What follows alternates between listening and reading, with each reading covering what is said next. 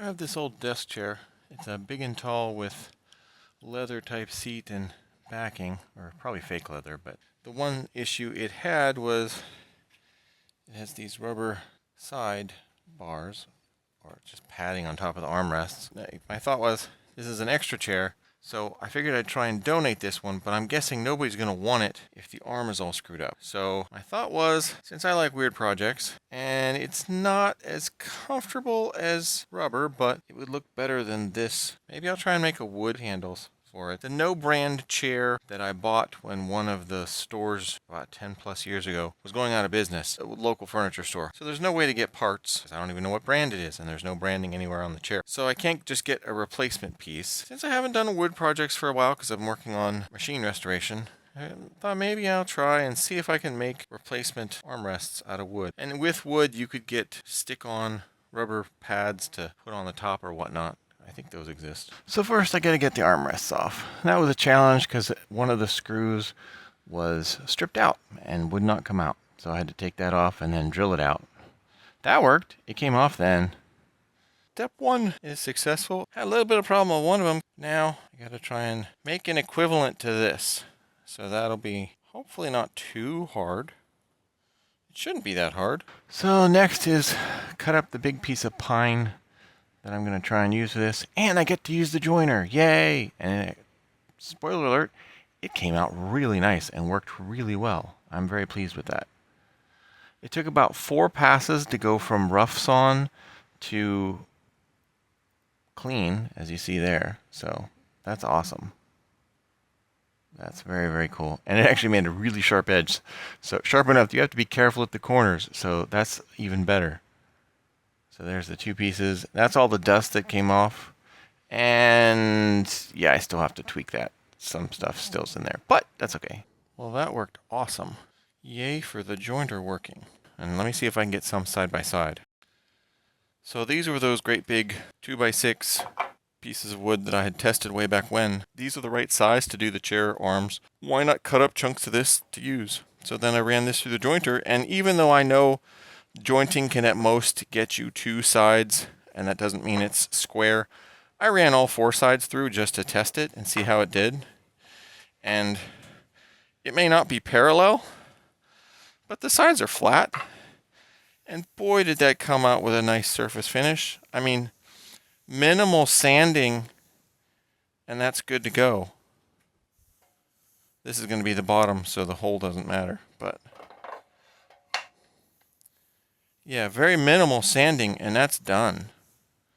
Even for the slightly more complex grain near what might have been a knot of some sort, that's still, I mean, it's not really a knot yet, but it's getting there. It's getting into the funky grain, and even that's basically smooth. There's a slight bit of tear out, but not much.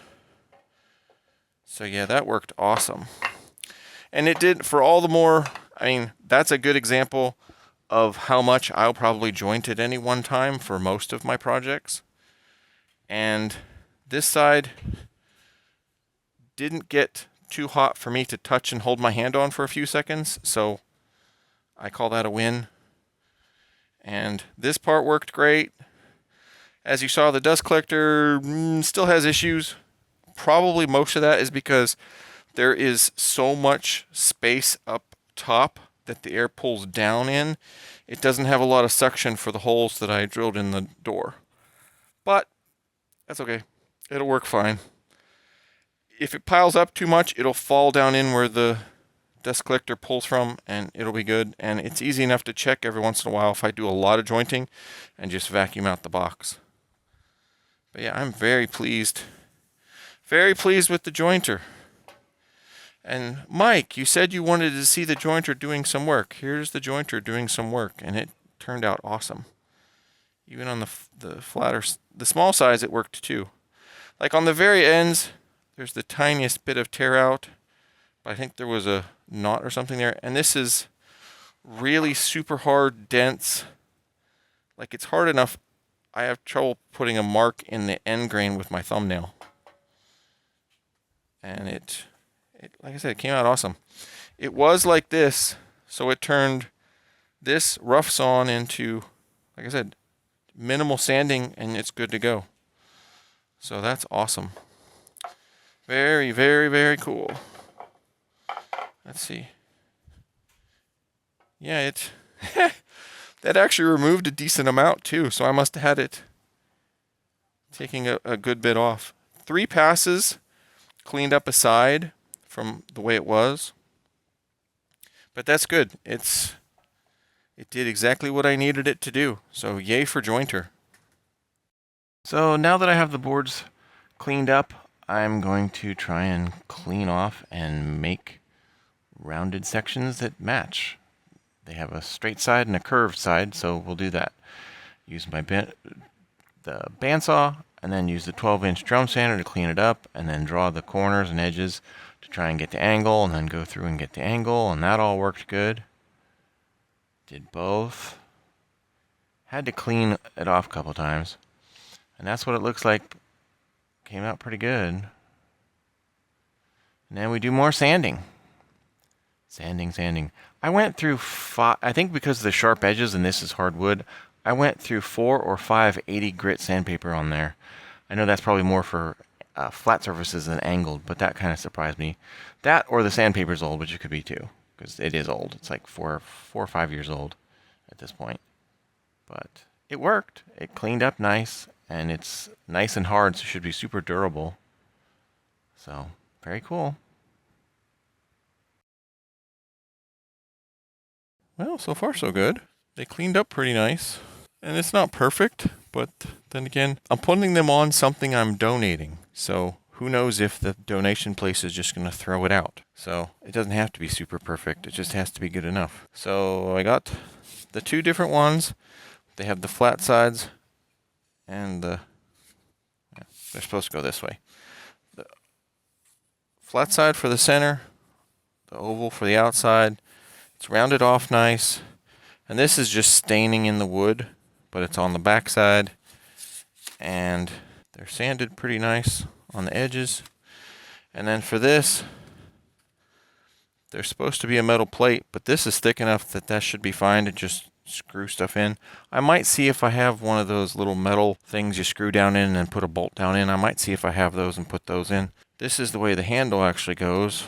So it's going to go like that. Or like that. And since it was indented for the rubber one, I'm going to use the Dremel and try and carve out so it actually indents about that far. And then after that's all drawn in, I used the Dremel and the plunge router with, I think, an 1/8 inch bit to clean out the hollows, and that worked pretty nice. It took a couple tries, meaning I had to get it exact to the line, but then the thing fit. So that was good. And did the other one, that also worked. Made a mess, but luckily that was a little bit dusty, but it worked. That fits right down in that one. And that fits right down in that one. So then I will just have to drill the holes, which that's easy enough, because I also have to figure out I still have to figure out exactly how I'm going to attach it, if I'm going to use wood screws or bolts. It had bolts originally, so again, if I can find those little metal inserts, I might have some of those somewhere. And now work to drill the holes. And I probably should have, as I found out later, used both arms to get each one lined up because they were slightly different, but that's fine. So then I cut up the pieces, or I should say, I cut up the bolts that I had taken up the stuff apart to get those little wood fasteners, and that all worked. And then I put the triple thick polyurethane on, and one coat worked. And I hung it up based on the long bolt, so that was good. There's the pieces of paper that I put under the arms. That way, if anybody takes it off, they'll see there's an Etsy store related to it. I don't know if they will, but that's fine if they don't. And then I just reattach it, and that should be good. And then I test it. And I think that's going to work good. So, very cool. Sturdy. All good. Nice. Well, it's done. The one thing that did not go quite as planned is I should have taken both armrests off and customized the holes for each appropriate thing. They were slightly different in the angles, so instead of having the iron stained wood in the back on both, It ended up being on the front on both, but either way, I think it's fine. It is what it is. It's attached now, and that worked okay. And these, I think, like if you were looking to get a chair from a used store like Goodwill or something like that, would you rather have handles like this or have handles like this? I'm guessing if they saw handles like this, they would just toss the chair and wouldn't even put it out for, someone to purchase. But I'm hoping, once I wipe it down and clean it up, handles like this, someone might want. And if not, I did my best to get it all cleaned up and, acceptable. And it won't be in my garage. I'll get that floor space back. And it's still a decent chair. It tilts. The headrest comes up, so it's nice for that. As you saw, I put little papers underneath the handles if anybody ever takes them off. But under one is the QR code for my Etsy store, and the other one is check our other armrest for QR code on the Etsy store. Maybe if somebody ever takes it off, they'll check it out, and who knows, maybe they'll order something custom. That's not like boxes, that's not like back scratchers, that's not like the carvings, but it's out of wood, and it works, and it's cool, and it's nice and smooth. I think it's going to work good. So there's a done project. Successful.